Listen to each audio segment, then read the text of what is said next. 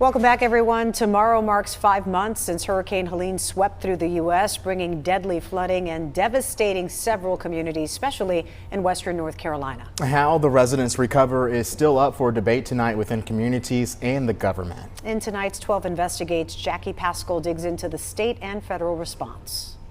FEMA has not helped us. Time and time again, we didn't hear from anybody. We have heard the same message from Western North Carolina residents. I'd like to see more military crews, bigger equipment, and volunteers. There's no government out here. FEMA has abandoned the people out here, basically. They are looking for government assistance to recover from Helene. The storm caused direct damages of $44.4 billion per a January estimate by the North Carolina Office of State Budget and Management, plus $9.4 billion in indirect or induced economic losses, and now $5.8 billion needed for strengthening and mitigation. That totals $59.6 billion.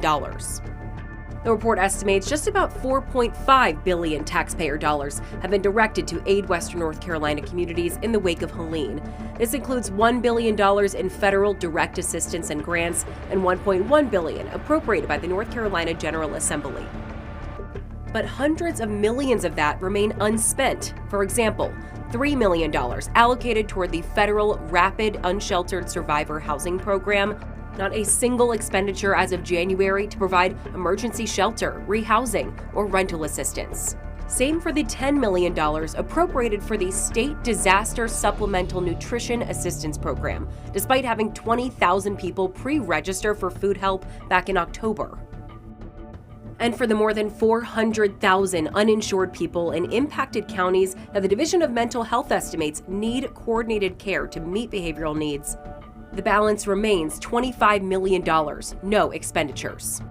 Obviously, if you're representing that county, you are a resident there. So tell me about your experience during this storm. Took out a 2-car garage and pushed a surge of about 4 feet of water through my house.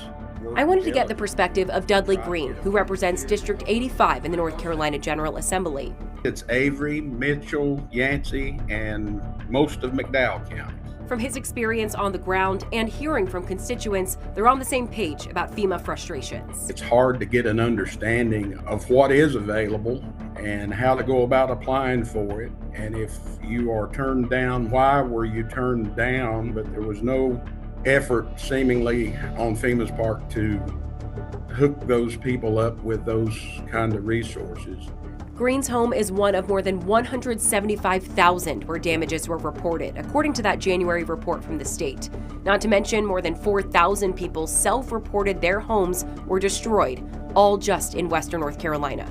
Most of the roads that you see built out were built out by volunteers. Nearly 200 roads are also still closed. And seeing the response so far, survivors say they're not feeling optimistic. None of this has been touched, and it will be years before this gets touched. There's anger, there's sadness that our livelihoods are all changing, and not just us, but for everybody. I tried getting answers on why some of this money is not being spent and a timeline for these business owners and families. I contacted the state treasurer's office, the Office of State Budget and Management, FEMA's Region 4 leaders who oversee North Carolina, as well as Congresswoman Virginia Foxx, who is now in a new FEMA Oversight Council. None would do an interview. The treasurer's office did say, though, this week local governments experienced such loss and damage in Helene, completing the necessary documentation for loans is, quote, difficult. And that's compounded, it says, by recent winter storm closures. For 12 Investigates, I'm Jackie Paschal. And while Congresswoman Foxx did not provide us with an interview, she did send us the following statement, quote, "We, alongside the president and many others, remain engaged and are working hard to address every impediment caused by the previous administration's incompetence. To those who have been impacted, I say this with the utmost seriousness. You will not be left behind." Now, if you've missed any of Jackie's stories from the past month, you can find them all right now on the WXII 12 News app or website.